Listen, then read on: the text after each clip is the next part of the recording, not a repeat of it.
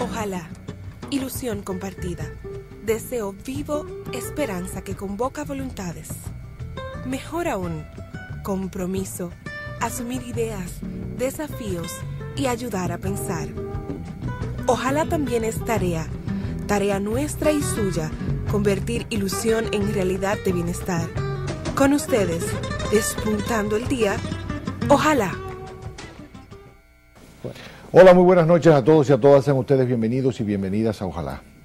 El miércoles pasado tuvimos un programa especial con relación al proceso electoral que se iba a efectuar en el PLD el domingo siguiente, es decir, el domingo pasado. Tuvimos aquí con nosotros los principales líderes de la circunscripción número 3 del Partido de la Liberación Dominicana, recuerden ustedes. Y encabezando esa delegación, ese nutrido grupo de la circunscripción número 3 del Distrito Nacional, estaba Fernando Fernández, quien es, o era, no sé si todavía lo sigue siendo, pero el enlace, es decir, el vínculo entre el precandidato, entonces ya candidato, Danilo Medina, y los electores del Partido de la Liberación Dominicana en esa circunscripción. Hablábamos que esa circunscripción era la circunscripción que agrupaba los barrios más pobres del Distrito Nacional. A modo de broma, y entonces por la alegría que significaba para nosotros tener a Fernando Fernández en ese momento, dijimos que Fernando Fernández sería el primer premio Nobel de la República Dominicana. Y no abundamos más, y usted quizás se quedó en su casa preguntando, ¿pero qué es esto? Primer premio Nobel, ¿y por qué? Y precisamente debo decir que tenemos a Fernando Fernández esta noche aquí, que es un gran político de muchos años de formación política, de una cercanía con Danilo Medina, de todos los años del mundo, más de 25 años de relación estrecha y directa, cotidiana con Danilo Medina. Y además debo decir que Fernando Fernández es doctor en física, estudió en la Unión Soviética y luego ha venido haciendo estudios de posgrado en los Estados Unidos.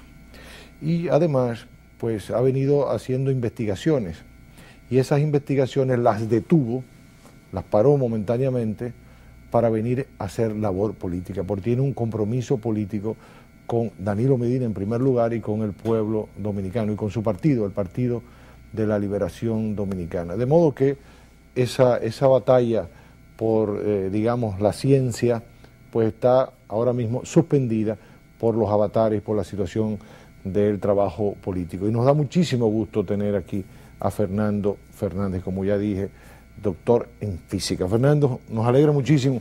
No vamos a hablar de física, porque ahí en ese terreno me pierdo. Déjame hacer una pequeña aclaración. Todavía no soy doctor en física. Suspendí la carrera, el doctorado. Hacia el doctorado. Ajá. Momentáneamente por el asunto de la política. Lo importante que yo quería destacar es el hecho de que el compromiso político de un ciudadano dominicano, sí, pues lo lleva a detener lo que es algo que seguramente te apasiona, ¿no? Sí, como son tus estudios de la física, la investigación, para venir a estar aquí, a estar presente. Fernando, vamos a hablar de política, que eso es lo que nos convoca esta noche. En la circunscripción número 3, habíamos hablado, ¿no?, de los pronósticos, cómo estaría todo. ¿Cuál fue la situación? Finalmente vimos que Danilo pues, obtuvo el 87.18% de los votos, que hubo una participación formidable, estamos hablando de 1.063.000 PLDistas votaron, y que Danilo obtuvo 907.000, una cifra extraordinaria, ¿no? Sí. Cuéntanos, ¿cómo estuvo entonces la circunscripción número 3? Un poco, y no te vayas a sentir mal, para evaluarte. Bueno, déjame decirte, Roberto, en la circunscripción número 3 se hizo un trabajo extraordinario. Yo mismo me vi en un momento sorprendido, no solamente de la forma en que los compañeros se comportaron ese día, sino de la destreza, porque este asunto de la política tiene sus sus Claro. técnicas, Claro. la destreza con la que los compañeros movilizaban a la gente, la transportaban, la llevaban a votar, luego la transportaban de nuevo a su casa, volvían con el siguiente grupo de compañeros. Una cosa que parecía un operativo militar. Okay. Aquello parecía eso, un operativo militar. Y efectivo. Y efectivo, efectivísimo. Nosotros logramos un triunfo, digamos así, aplastante, porque en la circunscripción número 3 se consiguió 90 y tanto %. 90 y tanto %. Sí. O sea, más que la media nacional. Más que la media nacional. Muy bien. Y entonces, cuando yo empecé a sacar numeritos, que hice el primer reporte al compañero Danilo, yo mismo no me esperaba eso. Yo sabía que íbamos a tener Que iba a un estar alto bien la cosa, porcentaje, sí. pero jamás pensé que íbamos a pasar, por ejemplo, de un 85, un 86%. Okay. Y el Superó tus expectativas. Lo superó, pero con creces. El primer reporte que yo hice fue de un 91 y tanto. Okay. Y era con 57 comités intermedios. Es decir, que yo mismo quedé gratamente sorprendido. Y cuando el compañero Danilo recibió el informe, noté también su algarabía, su alegría. Carlito Pared fue que me hizo la llamada. Y entonces también noté que Carlos estaba muy emocionado porque era temprano de la tarde y tú sabes que cuando se es temprano, que todavía el boletín primero no ha sido emitido, Sí. el oficial me refiero. Entonces es importante la información en esas horas porque el candidato amerita información temprana para Claro. tomar cualquier tipo de acción o llamar a otros lugares a ver si el comportamiento es el mismo, si es más bajo y tener una idea general de lo que está pasando a nivel nacional. Por lo que tú acabas de decir, Fernando, quiere decir, significa que antes que se emitiera el primer boletín, ya el equipo de Danilo tenía una idea más o menos de cómo irían los resultados. Así es, así Ok. es. Yo me Porque cada imagino- precandidato, una pregunta, cada precandidato tenía también una copia de las actas. Sí, desde luego. O sea, cada uno tenía. Cada precandidato monta un operativo. La presencia del delegado del precandidato en las diferentes mesas implica que el candidato va a tener información sobre lo que ese delegado vio en esa mesa, Ok. sobre los resultados. Oficialmente se le debe entregar un acta a cada delegado Ok. de los precandidatos y entonces con esa información ellos alimentan el centro de cómputos del candidato. Ok, o sea que cada Danilo tenía también su pequeño, digamos, para esta situación, centro de cómputo. Sí, eso es lo que se estila en Ok, estos ok. casos. No, bueno, uno está acostumbrado a ver esto con las campañas nacionales. Lo que no sabía era que también a nivel interno en los partidos, en este caso el PLD, pues también Sí, se sí, estilaba. cómo no. De manera que ustedes supieron, Danilo supo temprano, o para decir temprano, o sea, con suficiente antelación, ¿Cuál era la serían- situación? ¿Cuál era la Así es. situación? Ok. Y uno de los papeles fundamentales del enlace, ya en esa última fase Ok. del certamen, era Sí. precisamente la recolección de las actas. Ok, de transmitir esa información. Transmitir al candidato la información que estaba acumulando, así es. Fernando, tú hablabas del entusiasmo, del operativo cuasi militar que se montó para transportar. Todo eso contó efectivamente con el diseño previo. Es decir, ustedes hablaron el miércoles pasado de que el sector externo iba a apoyar. Funcionó. Funcionó a la perfección. Eso funcionó de maravilla, como un sistema de relojería. Okay. Yo tuve la suerte, y creo que en el programa anterior hablamos de eso, de tener como soporte en el sector externo a la compañera Aracelis Medina, La hermana de Danilo. hermana de Danilo. Y debo decirte, Roberto, yo no sé cómo funcionaron las demás demarcaciones, pero la circunscripción número 3, esa compañera, ese equipo que ella tenía, movilizó prácticamente 200 vehículos. Y nosotros contábamos con 133 mesas electorales. Entonces, ese operativo de transporte que desarrolló el equipo de la compañera Araceli fue maravilloso.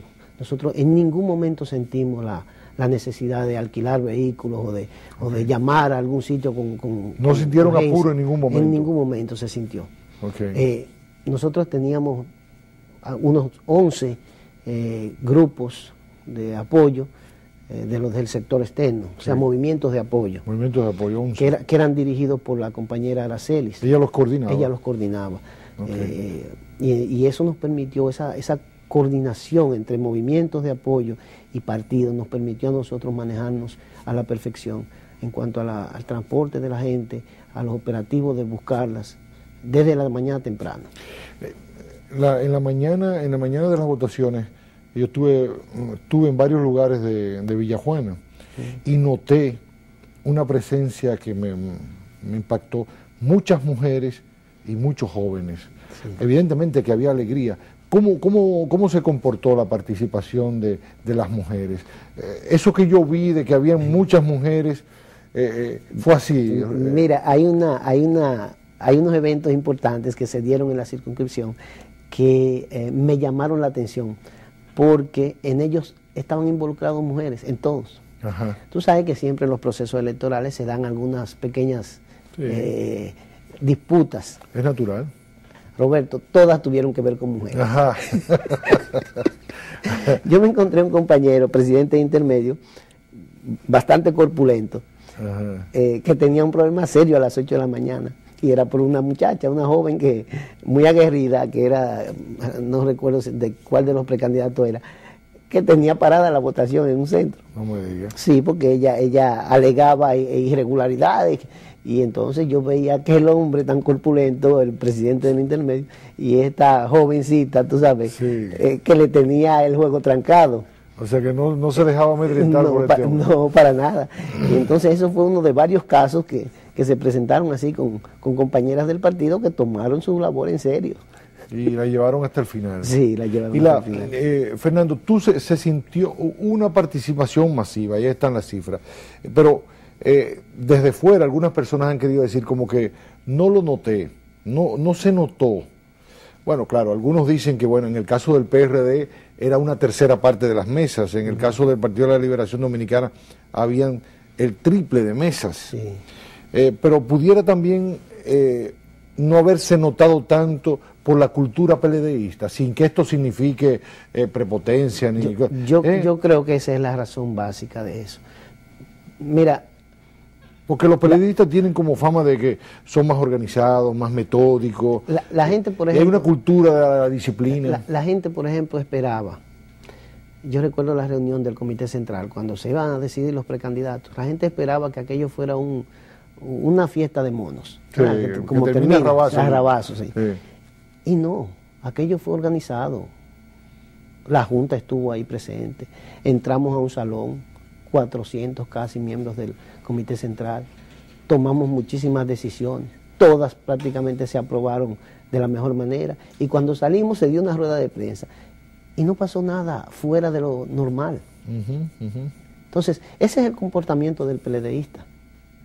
En el caso del plebiscito, del sí y el no, ¿cómo estuvieron los resultados? Bueno, en realidad los resultados del sí y el no a mí no me preocuparon mucho. Mira, la gente tiene que entender, en el PLD existen dos liderazgos muy fuertes. Sí. Y los dos liderazgos fuertes estaban con el sí. Sí. De una manera o de otra. Sí, así es. Entonces, no podía haber sorpresas en eso. Y yo realmente no me preocupé por ni siquiera contar cuántos sí o cuántos no. Porque en definitiva ya había una comisión electoral que iba a hacer su trabajo. A mí me preocupaba básicamente Danilo Medina. Y no quería perder el foco. Claro, te estaba centrado en eso. Algunos dicen, escuchaba a Danilo esta mañana en una entrevista, decir que los resultados del no obligan a una reflexión de la dirección política del PLD, en el sentido de que, bueno, definitivamente las 2/3 partes, que es el dato fundamental, votó por el sí, pero que una tercera parte votó por el no, y que él entendía que había un mensaje en eso, ¿no? Que había un mensaje que la dirección política del PLD debía reflexionar y buscar. Entendía él como que quizás 5 años es demasiado, le parecía a él, una opinión muy individual.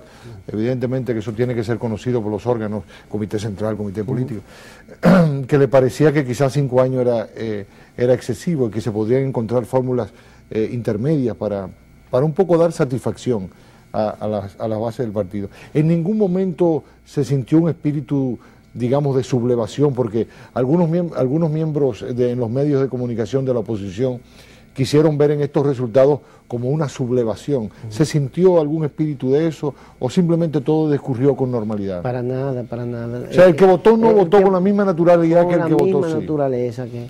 Okay. Sí, el PLD es diferente, la gente tiene que entender que el PLD es diferente. Y yo he dicho que en el caso, por ejemplo, de Danilo Medina, lo que viene es una revolución. Sí. El PLD es parte de eso, es el instrumento de esa revolución. Desde que nosotros nos formamos como miembros del Partido de la Liberación Dominicana, hemos estado estudiando política. ¿Tú recuerdas los círculos de estudio? Sí, así es. Entonces, es la formación del PLDista lo que es diferente. Esa formación nos lleva a actuar de manera diferente. El partido no va a sufrir ningún cisma porque una parte del PLD decida sí, otra parte decida no. Lo que hay es que ponerle atención a esas partes. Por ejemplo, si nosotros nos retrotraemos al 2006, cuando Danilo y Leonel eran precandidatos, sí. El compañero Leonel sacó un 70 y Danilo sacó un 30. Sí, así es. Había que ponerle atención al 30. Claro. Yo recuerdo que el lunes, después de esa contienda, en un programa de la mañana, un comentarista empezó a despotricar contra Danilo Medina. Y yo llamé a ese programa y le dije, no pateen a Danilo. Claro. Porque Danilo representaba un 30 del PLD. Así es. Entonces ahora no se puede patear al no. Así es. Es un 33, un 34, lo que sea. Pero hay que tener presente que es una parte del PLD la que se Claro, que tiene ese sentimiento, ¿no? Que tiene ese sentimiento, entonces no se le puede patear. Así es. Lo que hay que buscar la forma de que las decisiones que se tomen en el futuro sean de tal suerte que puedan complacer de una manera o de otra a esa parte del PLDismo que se expresó así. Hay que dar satisfacción. Hay que dar satisfacción. Fernando, buscar fórmulas, buscar soluciones. Quiero pedir tu permiso. Vamos a una pausa y regresamos enseguida. Ustedes no se muevan, seguiremos conversando con Fernando Fernández, que olvidé decir, también es miembro del Comité Central del Partido de la Liberación Dominicana. Un minuto nada más. Seguimos conversando con Fernando Fernández, físico dominicano, miembro del Comité Central del Partido de la Liberación Dominicana. Estamos analizando los resultados electorales en el Partido de la Liberación Dominicana a partir de su experiencia en la circunscripción número 3 del Distrito Nacional. Fernando, tú hablabas, y lo dijiste también el miércoles pasado, tú hablabas de que Danilo sería una revolución, hace un momentito, ¿no?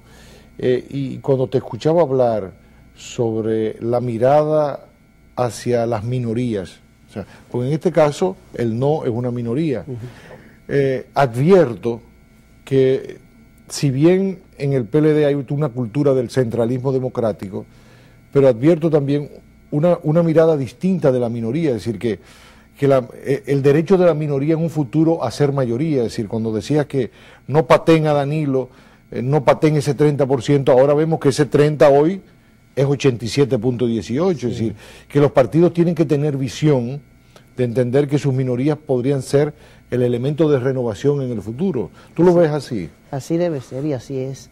Así es. Mira, en el caso, por ejemplo, de las ciencias físicas, te voy a poner eso. Adelante. La temperatura del cuerpo. Los médicos saben que un incremento en la temperatura de un ser humano implica algún problema. Sí, es cierto. Entonces, la fiebre, ¿no? Sí. Entonces, fiebre. Hay un nivel de temperatura que es crítico, digamos 40 grados centígrados. Sí. Si el ser hay que bajarle la fiebre. Hay que bajarlo. Si el ser humano pasa de 40 grados centígrados, hay problemas. Sí.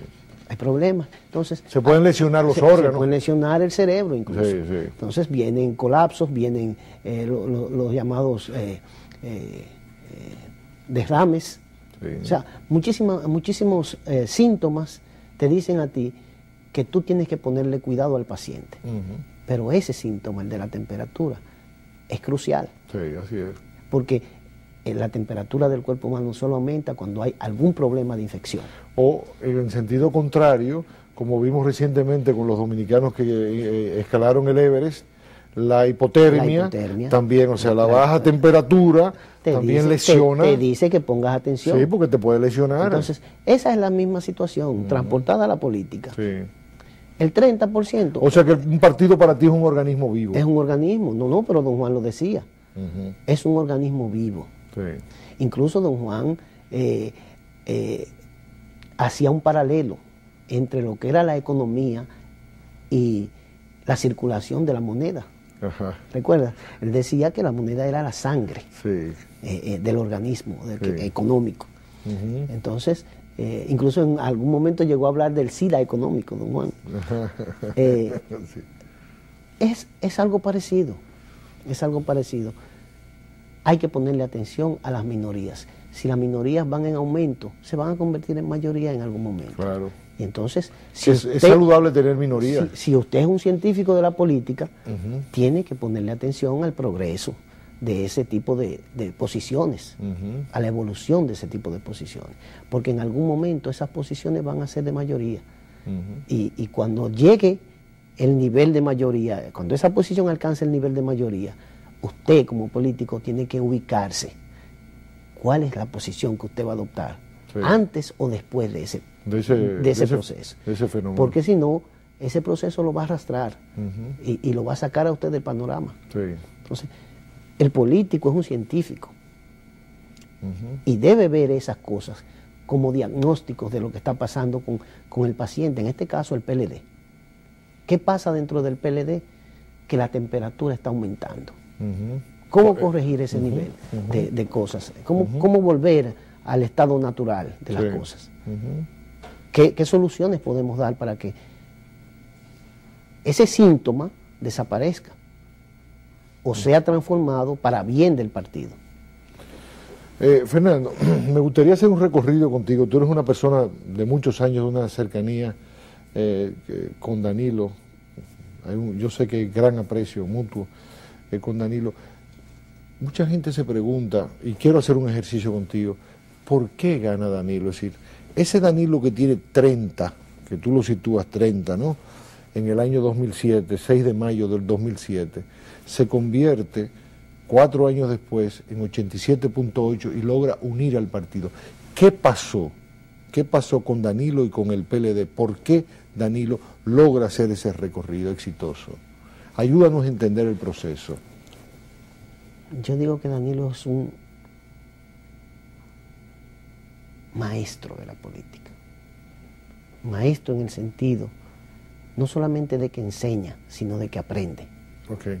Maestro no es el que enseña nada más, no, sino aquel que aprende. El que aprende. Okay. Porque Está para bien. enseñar usted tiene que aprender. Así es. Sí. Y no puede bloquear esa fase de esa maestría, el aprendizaje. Danilo aprende. A cada momento aprende. Entonces, Danilo se dio cuenta, mucho antes que nosotros, de cuál podía ser el devenir de los acontecimientos, basado en las decisiones que él iba a tomar. Él tomó una decisión de renunciar a la Secretaría de la Presidencia, sabiendo que no podía enfrentar al presidente Leonel Fernández en ejercicio, siendo su empleado. Claro. Y eso lo llevó a un comportamiento determinado, pero también a analizar cuáles podrían ser las vertientes de su comportamiento, cuáles podían ser las ramificaciones, cuáles podían ser los resultados de esa acción. Y en función de esos posibles resultados, ver cuál debería ser su posición en cada momento. Por ejemplo, te voy a poner esto. Cuando Danilo perdió de la contienda contra el compañero Leonel, mucha gente veía dos opciones, que él tenía una de dos opciones. O se hacía opositor a Leonel, o se hacía cómplice de Leonel, en el sentido de que o él decidía enfrentar al presidente por aquello de que me venció el Estado, que fueron la noche memorable aquella.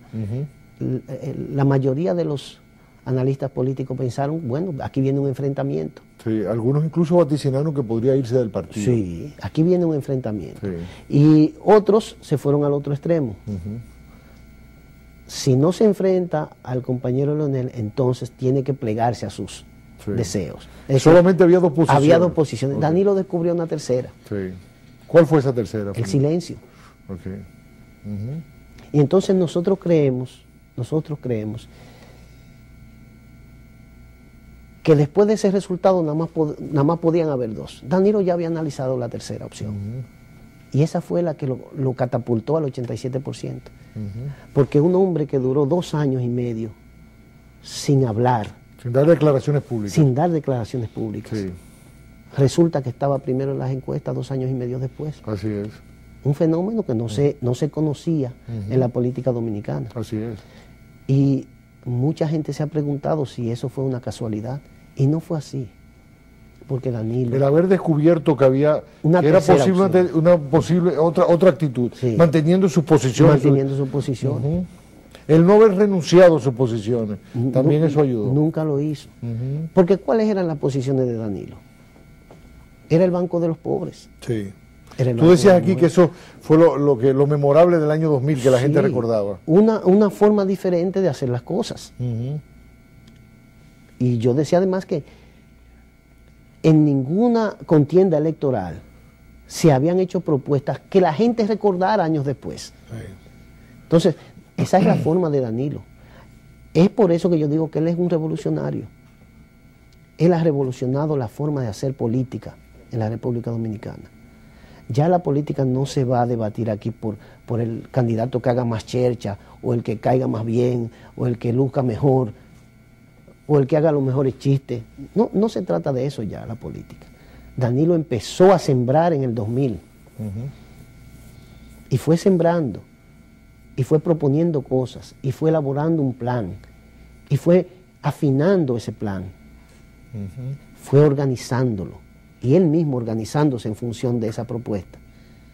Y es por eso que, por ejemplo, yo veía un programa esta mañana en el que decían el renovado Danilo Medina, el nuevo Danilo Medina. No es el nuevo, es el mismo, evolucionado, superándose a sí mismo. Que aprendió. El que aprendió, el maestro que aprende. Entonces, para el común de los mortales podría parecer que Danilo es nuevo, que Danilo, que eso pasó de la noche a la mañana, que esa cosa no estaba planificada. Pero un líder político tiene que planificar su futuro. Claro, claro. No puede improvisar. Y el elemento de la laboriosidad, Fernando, mucha gente al no verlo en los medios de comunicación, mucha gente cree que la labor que el trabajo de un político es estar frente a las cámaras de televisión o dando declaraciones a periodistas. Hay un elemento de laboriosidad que la gente como de repente como que se abre el telón, está Danilo solo, se cierra el telón, vuelve y se abre y Danilo está con una multitud. ¿Y qué pasó ahí? Sí. Mire, Roberto, yo me río cuando se habla de eso porque siempre me transporto al 2012. Yo digo que el 16... ¿2012? Sí, okay. El 16 de agosto del 2012. Y durante esos 4 años, los que estamos al lado de Danilo Medina vamos a tener problemas serios. Ajá, ¿cuáles? Sí. Porque, adviérteselo, adelánteselo para que se... Porque resulta que el hombre es incansable. Yeah. Es decir... Es un gran trabajador. Yo me veo llegando tempranito a las 6 de la mañana al Palacio Nacional y yéndome tempranito, pero de la madrugada del día siguiente. Porque realmente Danilo no tiene compostura en eso de trabajar. Ese 87% tiene mucho que ver con el trabajo diario. La política ese trabajo diario. Es trabajo diario. Mire, Roberto, hay que ver a un sacerdote cuando se sienta un domingo en la mañana a oír los pecados ajenos. Sí, a confesar. Así. Sí. Vaya un día a la oficina de Danilo Medina para que usted vea lo que eso significa. Sí. Desde las 9:30 de la mañana hasta las 12, 11 de la noche, que todavía está llegando gente. Mucha gente no entiende eso, de esa Danilo escuchando, recibiendo tanta gente. Y hay algunos que dicen, pero es que no debería ser eso. Es decir, incluso he escuchado personas decir, no debería perder tanto tiempo en eso, porque eso es una forma de perder tiempo, estar con eso, no puede estar trancado en un lugar. Y yo recuerdo, y es una anécdota que seguramente que tú lo has escuchado, recuerdo que un día me dijo Roberto, es que yo al final del día, después de haber escuchado a tantas personas, es como si me hubiese leído 2 o 3 libros, porque la gente me trae información, me trae sus historias, su vida, su cotidianidad, y yo voy aprendiendo. Entonces, es lo que está teniendo lecturas diarias de lo que está pasando en todo el país. O sea, hay gente que no entiende esa dimensión del trabajo político, que quizás, y vamos a hacer una pausa, Fernando, y vamos a hablar sobre eso, que quizás la virtud más importante de un político es saber escuchar. Quiero pedir tu permiso, nos vamos a la pausa, regresamos enseguida, 1 minuto nada más, y estaremos con Fernando Fernández. Seguimos conversando con Fernando Fernández, físico dominicano, miembro del Comité Central del Partido de la Liberación Dominicana, y estamos conversando hasta hace unos segundos sobre el porqué, cómo sucedió esto, para tratar de entenderlo, porque de la vida y del accionar de los políticos nosotros podemos aprender muchas cosas que nos ayuden en nuestra cotidianidad. A veces decimos, los políticos deberían parecerse a nosotros, a los ciudadanos, pero también nosotros podemos aprender de los políticos, de la misma manera que nosotros podemos aprender de los militares, de los sacerdotes, de los médicos, de los maestros, en fin, de todos aquellos que tienen alguna especialidad. Y la política es un trabajo, es una especialidad, es una profesión. Fernando, tú decías que Danilo tuvo una visión por adelantado, ¿no? Saber encontrar un tercer escenario. Hablábamos de la laboriosidad y ahora mismo tocábamos el tema de su enorme capacidad de escuchar. Y a mí me gustó la imagen que tú utilizaste del sacerdote en el confesionario, ¿no? Porque se parece como un oficio religioso. Y las personas cuando se confiesan, pues se sienten liberadas. Es una forma de despojarse, ¿no? Bueno, y esto no es un lenguaje religioso, pero bueno, de religiosidad popular, pero la gente se despoja y siente la tranquilidad cuando el sacerdote, pues con una penitencia le absuelve, no le perdona, ¿no? Un poco eso es el ejercicio que viene haciendo Danilo con la gente, uno tiene esa percepción, ¿no? La gente descarga eso en el político. Descarga en el político. Todo aquello que le perturba, todo aquello que le crea. Que le atormenta. Le atormenta. Mire, Roberto, don Juan era un hombre realmente sabio. Yo recuerdo que en los folletitos esos que estudiábamos de organización y disciplina, iban del 1 al 3, había una parte en la que don Juan hacía un paralelo, una homología entre la iglesia, el ejército y los partidos políticos. Él admiraba mucho esas 2 instituciones, sí, así es, milenarias. Sí, así es. Y eso no es casualidad. Yo le dije al principio que veía cómo se comportaban los compañeros, incluso algunos que no tenían esos grandes conocimientos profesionales, digamos, no habían ido a universidad, y veía cómo se comportaron el día 26. Porque tenían formación política. Formación política, como un ejército en ejercicio. Danilo se comporta como un sacerdote cuando escucha a la gente. Entonces, lo que don Juan nos enseñó hay que aplicarlo. A veces lo aplicamos y no nos damos cuenta de eso. Sí, porque es algo ya instintivo casi. Instintivo. Pero si nosotros asimiláramos eso como un comportamiento racional, no de instinto, sino racional, cada uno de nosotros se superaría mucho en términos políticos. Yo traté de imitar a Danilo en la circunscripción número 3. ¿Y tuviste éxito? Y tuve éxito. Okay. Yo me puse a visitar, o sea, ese fue tu modelo. Déjame tratar de aplicar el mismo método de Danilo. Yo me puse a aplicar eso barrio por barrio en la circunscripción. ¿Y qué hacías? ¿Te ibas a la casa? Comité de base por comité de base, me iba donde los compañeros, a las 11 de la noche, a las 9 de la mañana. ¿Te sentaba en la casa? Me sentaba en su casa, tomaba café con ellos, les preguntaba qué le molestaba, en qué le habíamos fallado, en qué el partido le había fallado. Y yo le digo a usted, Roberto, yo podía saber con antelación qué porcentaje íbamos a sacar. De hecho, el compañero Carlos Pared en una ocasión me preguntó, 5 o 6 días antes, Fernando, ¿cuánto tú crees que vamos a sacar? Y yo le dije, entre 85 y 90. Y así mismo fue. Él me contestó, Danilo piensa lo mismo. Entonces, es la experiencia de la política cotidiana la que te dice a ti por dónde anda la cosa. A veces nosotros nos centramos en análisis de encuestas. Sí. Pero el político que tiene contacto permanente con la gente, la mayor parte de las veces no necesita saber que una encuesta dice algo para saber si es cierto o si es mentira. Sí, porque es que la está haciendo permanentemente. Porque la hace permanentemente. La hace todos los días. Cada vez que te llaman por teléfono un compañero que te dice, claro, compañero Fernando, tengo este problema, tú sabes que estás haciendo una encuesta, porque estás viviendo lo que ese compañero vive. A Danilo le pasa eso. Cuando un político se inmiscuye con la gente a ese extremo, se convierte en un visionario. Fernando, una de las cosas que acusaban a Danilo en el pasado, cuando lo veían, desde algún sector de la sociedad lo veían como un hombre gris, una especie como de hombre del maletín, sí, el hombre cargado de una perversidad, del negociador oculto que andaba, y le atribuían todas estas cosas porque la oposición fabricaba un demonio, ¿no? Y necesitaba fabricar un demonio para poder atacar. Decían que el liderazgo de Danilo estaba condenado al fracaso tan pronto saliera del gobierno, porque era un liderazgo clientelar, clientelista, y que la personificación del clientelismo político en República Dominicana desde el poder era Danilo Medina.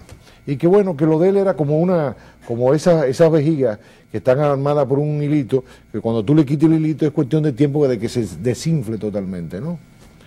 Y yo lo que he advertido es que 4 años después de salir del poder, cuando no puede dar empleos, no puede hacer ningún tipo de favores, pues este hombre es más fuerte que en el 2007. Sí. Porque si nos vamos a la cifra, yo creo que fueron 185.000, 190.000 votos que obtuvo, sí, y ahora obtiene 907.000, es decir, fuera del gobierno, sin ninguna estructura de esas que gustan hablar los analistas políticos, de que da prebendas y cosas, pues el hombre es más fuerte. Yo pienso que también eso es una enseñanza de este proceso, de que el liderazgo de Danilo se basa en algo totalmente distinto a eso que se llama un liderazgo clientelar o clientelista. Es así, ¿verdad, Fernando? Es así, Roberto. Lo que ocurre es que la prensa conoció al Danilo burócrata. Conoció al secretario de la presidencia. Ok, pensaba que Danilo era solo secretario de la presidencia. Pensaba eso. Está bien esa pensaba reflexión, eso. Fernando. Entonces, este hombre cuando renuncia, lo hizo 2 veces, Roberto, renuncia a la secretaría de la presidencia, tiene que buscar su rol, su verdadero rol.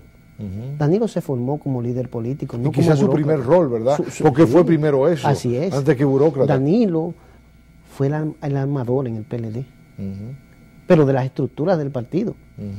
Cuando había un problema en alguna provincia, don Juan mandaba a Danilo, sí, a resolverlo. Sí. Está el caso de San Cristóbal, que lo ha narrado varias veces. Sí, es verdad. Entonces, el gobierno, no solamente a Danilo, absorbió a todos los compañeros y los convirtió de líderes comunitarios, de líderes políticos, en burócratas. Sí. Algunos se dejaron absorber por ese papel. Y olvidaron su otra condición. Y olvidaron su otra condición. No es el caso de Danilo. Danilo siempre ha estado claro de cuál es su rol fundamental. Por cosas del destino, a él le ha tocado desempeñar ambos papeles. Y entonces la prensa dominicana, que no ahondó mucho en lo que era realmente Danilo Medina, pero que lo sospechó siempre. Lo sospechó siempre.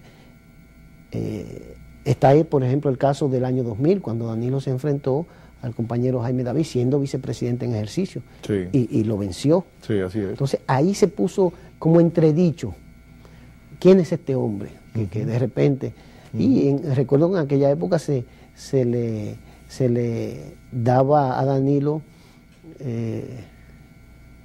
el favor de decir que había sido porque el presidente lo apoyó. Sí, y decían que era fuerte adentro pero débil afuera. Ahora entonces están diciendo lo contrario. Ahora es demasiado fuerte afuera y débil adentro. Y ahora resulta que el hombre es fuerte afuera y fortísimo adentro. Sí, porque Danilo aprovechó el tiempo. ¿Tú crees que a Danilo se le ha subestimado en la política dominicana? Por mucho, por mucho.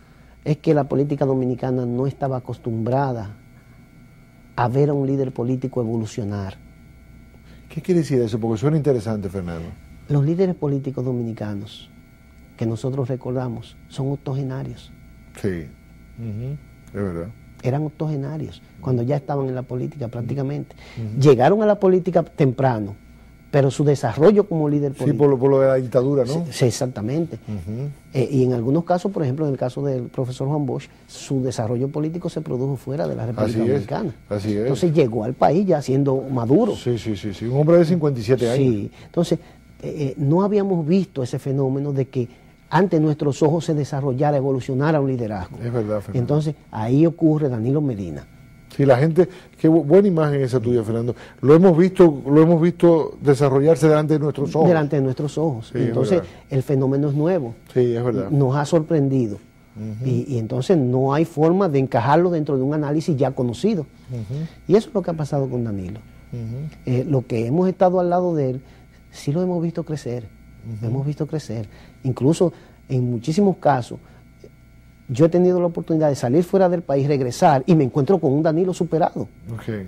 En cuanto a su discurso, en cuanto a la forma de hablarle a la gente. Entonces es cierto esto, Fernando, por lo que tú decías ahorita, el maestro que aprende, que no solo enseña, por esto que tú también ahora hablabas, es cierto entonces lo que advierte la gente de que hay un Danilo mejor que el que ella conoció años atrás y que cada vez es mejor. Pero desde luego que sí, desde luego que sí.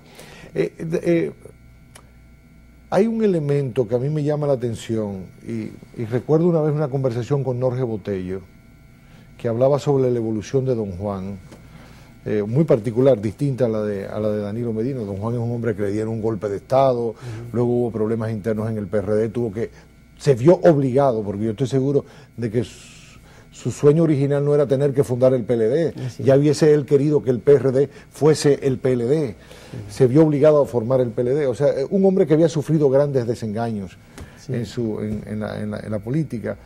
Pero recuerdo que Jorge Botello me planteaba de cómo los políticos se veían obligados en determinadas circunstancias a adoptar actitudes que no eran originalmente las previstas, ¿no? Pero que el hecho de tener condiciones personales, esas condiciones que son muy propias, en relación con las circunstancias, hacían que el individuo cambiara o evolucionara. Uno ve a un Bosch que luego del golpe de Estado se radicaliza. Sí. O sea, hay una evolución Bosch muy clara, ¿no? En el caso de Danilo, podría decirse que eso que él incluso quiere destacar de su corazón, ese espíritu solidario que habita en Danilo, es lo que ha permitido o ha ayudado esa evolución, Fernando. Porque la gente lo ve como un hombre solidario. Dos cosas, Roberto. La capacidad de análisis del escenario político y sus posibles vertientes que tiene Danilo Medina. No es solo porque es un hombre bueno. Ha ayudado al corazón sino que aquí el intelecto. Son dos factores fundamentales. Danilo reúne en sí esos dos factores.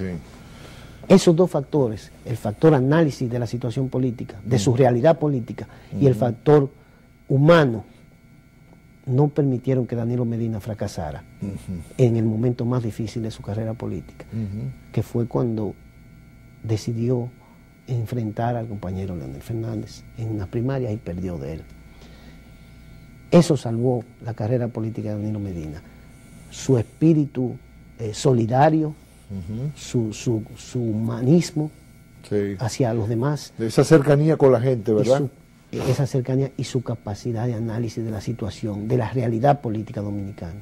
Yo recuerdo haberle escuchado una vez decir que él había estudiado química, ingeniería química, por su enorme facilidad con las matemáticas, cosa que luego confirmé en una intervención de Leonel Fernández en una cena en honor a Danilo, que decía que una de las cosas que él más admiraba en Danilo era la rapidez en la que Danilo realizaba cualquier operación lógica de análisis cuando se estaba en algún colectivo. O sea, no solo operaciones matemáticas, sino de una serie de elementos y hacer una deducción lógica, ¿no? Le sorprendía esa agilidad. Y escuché que Danilo decía que, bueno, por mi inclinación y facilidad por las matemáticas, pues estudié química. Pero luego entendí de que para yo poder servir mejor a la República Dominicana, poder servir a mi país y a su gente, yo tenía que conocer lo fundamental, lo básico, que era la economía, porque la economía es la que determina el comportamiento de los seres humanos.